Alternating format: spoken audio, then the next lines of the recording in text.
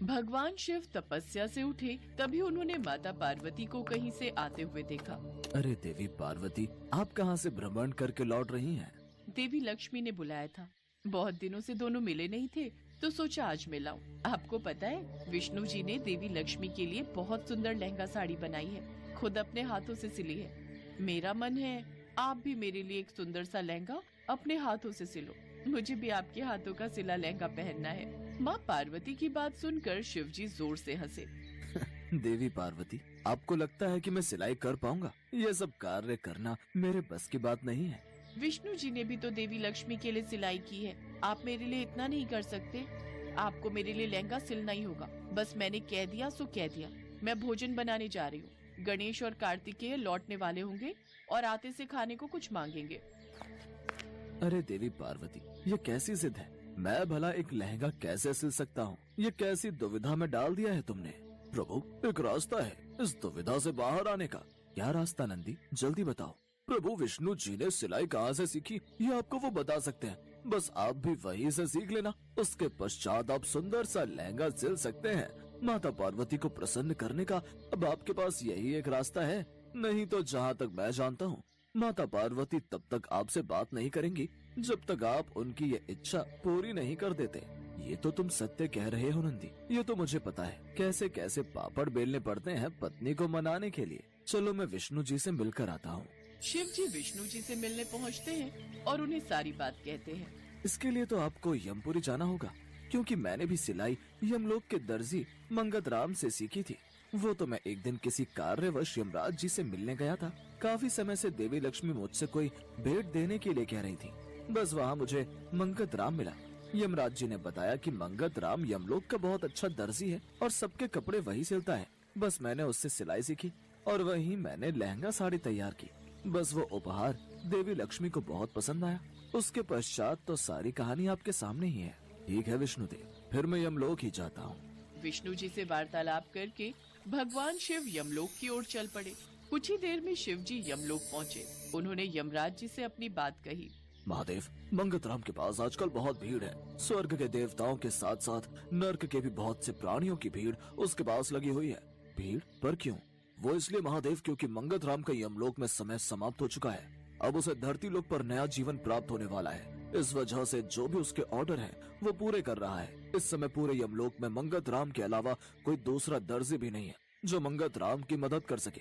इसी वजह से मंगत राम बहुत परेशान है। अच्छा, तो ये बात है। चलिए मैं आपको मंगत राम से मिलवा देता हूँ। यमराज जी शिव जी को मंगत राम के पास लेकर जाते हैं। एक सिलाई मशीन पर एक बुजुर्ग दर्जी कपड़े सिलने में व्यस्त था और उसके पास वस्त्र सिलवाने वालों की लंबी कतार थी।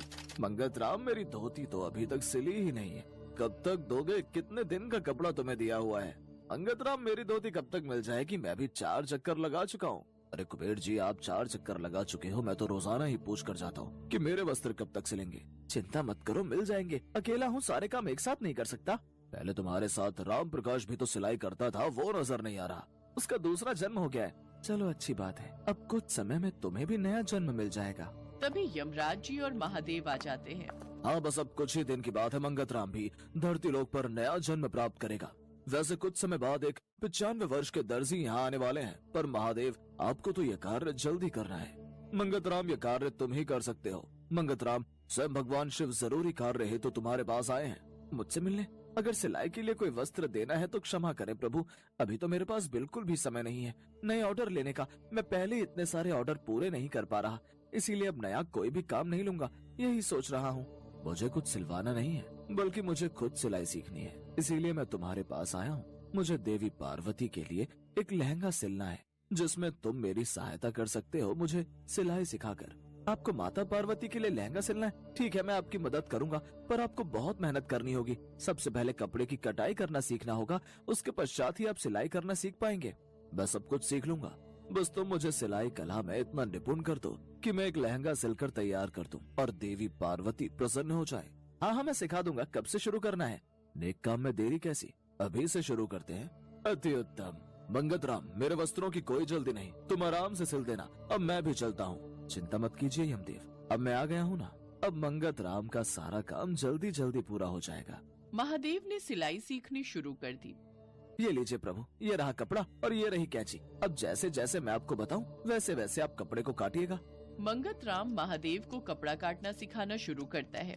वैसे तो भगवान अपने चमत्कार से पल भर में कुछ भी कर सकते हैं, पर उन्होंने उस समय किसी चमत्कार से नहीं बल्कि स्वयं अपने हाथों से अपने द्वारा खुद से सिलाई करने की इच्छा रखी और इस इच्छा को देखते हुए उन्होंने सिलाई सीखनी शुरू की।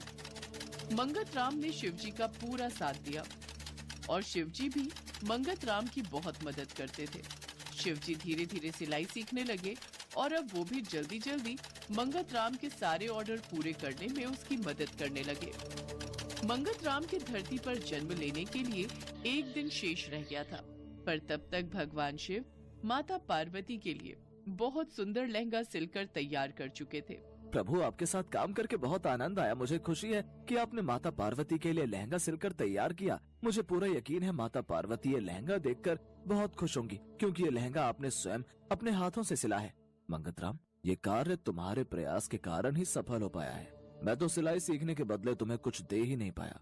मांगो, तुम्हें क्या उपहार चाहिए? प्रभु, आपके साथ कुछ दिन बिताने का समय मिल गया, आपका आशीर्वाद प्राप्त हो गया। मेरे लिए यही सबसे अनमोल उपहार है। बस अगले जन्म में भी मुझे आपका आशीर्वाद प्राप्त होता रहे, आपकी कृपा मेरे ऊपर बनी रहे। मुझे बस यही आशीर्वाद चाहिए। तथास्तु। मेरी कृपा से तुम्हारा आने वाला ये जन्म बेहद सुखद रहेगा। तुम्हारे जीवन में किसी भी प्रकार की कोई कमी नहीं रहेगी। मेरा आशीर्वाद सदैव तुम पर बना रहेगा। जाओ मंगतराम, अपने नए जीवन की शुरुआत करो।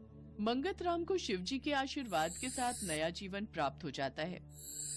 उधर जब शिवजी वापस कैलाश लौटे और माता पार्वती को ये बात पता चली कि भगवान शिव इतने दिनों से यमलोक में रहकर सिलाई सीख रहे थे और उन्होंने स्वयं अपने हाथों से उनके लिए लहंगा सिलकर तैयार किया है, तो माता पार्वती की खुशी का ठिकाना नहीं था। वो खुशी से मुस्कुराती हैं और लहंगा पहनकर बहुत सुंदर तैयार होती हैं। भगवान शिव माता पार्वती को अपने हृदय से लगा लेते हैं और सभी देवी देवता उनके अद्भुत प्रेम को देखकर उन पर फूलों की वर्षा करते हैं।